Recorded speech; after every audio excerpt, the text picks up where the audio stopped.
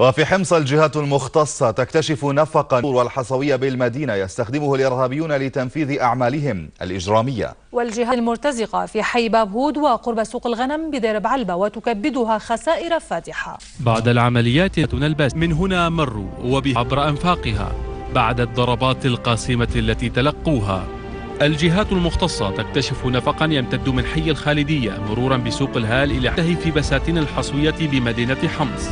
كانت تستخدمه المجموعات الإرهابية المسلحة في إدخال القبض على 6 إرهابيين ضمن النفق. طلعنا من القصور لهون عند سوق الهال. قد ايه طول النفق تقريبا؟ طويل كثير، يعني تقريبا طويل مسافة منطقة حي بحاله كامل. الجهات المختصة تواصل مطاردة فلول الإرهابيين